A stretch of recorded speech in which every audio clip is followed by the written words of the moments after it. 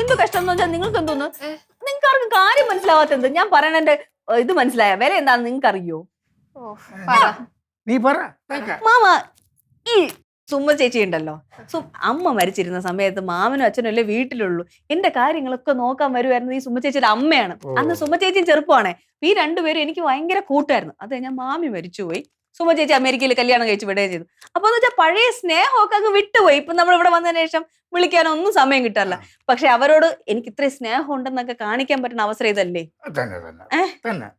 പോണ്ടേ? പോയേ പറ്റുള്ളൂ. അതാണ് വേണ്ടത്.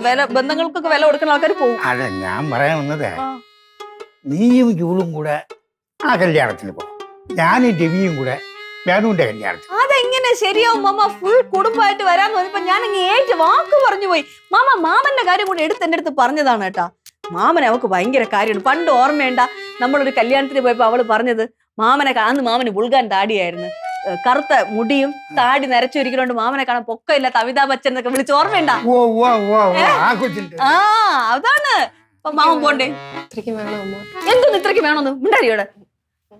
മാമ പോണ്ടേ മാമ? എല്ലാരും കൂടെ പോളതല്ലേ? കറക്റ്റ്, അതാണ് മാമ. അതെ, അപ്പു പറഞ്ഞ പോലെ ഞാനും അമ്മയും കൂടി ഒരുമിച്ച് പോകുന്നു.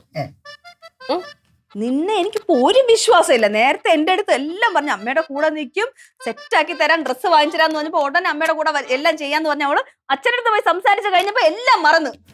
അയ്യോ അമ്മ എന്നെ വിശ്വസിക്ക്. അച്ഛൻ്റെ കൂടെ ഞാൻ എന്തോ സംസാരിച്ചെന്ന് പറയാം. നിനക്കൊക്കെ അച്ഛനോട് എന്നെ കൂടുതൽ സ്നേഹം. അമ്മയുടെ അടുത്ത് നമ്പർ അഭിനയിച്ച് നിൽക്കണം. അച്ഛനെ കാണുമ്പോഴത്തേക്ക് എല്ലാം മറക്കും. പോലീസിനെ കാണുമ്പോ കവാത്ത് മറക്കും പറയില്ലേ, അതുപോലെ. നമുക്ക് വന്ന് പറഞ്ഞു നോക്കിപ്പോ. നിങ്ങൾ എന്തോന്ന് ഒന്നിലും രണ്ടിലും പഠിക്കുന്ന കൊച്ചു പിള്ളേരാണ്. ഒന്നിലും രണ്ടിലും അല്ല, ഞാൻ അംഗനവാടിയിൽ, നിന്റെ അച്ഛൻ LKG എന്തേ? എനിക്ക് കല്യാണത്തിന് പോണം ഫുൾ കുടുംബമായിട്ട്. എന്റെ പൊന്നു മക്കളെ നോക്ക്, ഇത് അമ്പലും ബില്ലിലും കൊള്ളാത്തതായി പോയില്ലേ. എന്തിരിയാ? ഞാൻ ഒരു കാര്യം പറയാം. ഞാൻ എന്തായാലും പട്ടിണി കിടന്ന് ചത്താലും വേണ്ടൂല. എന്റെ തീരുമാനത്തിൽ ഒരു മാറ്റമില്ല. അത് ആരുടെ അടുത്ത് വേണമെങ്കിലും നിങ്ങൾ ചെന്ന് പറഞ്ഞു, നിന്റെ അച്ഛനെ വേണമെങ്കിൽ പറഞ്ഞ് മാറ്റിക്കാൻ നോക്കും.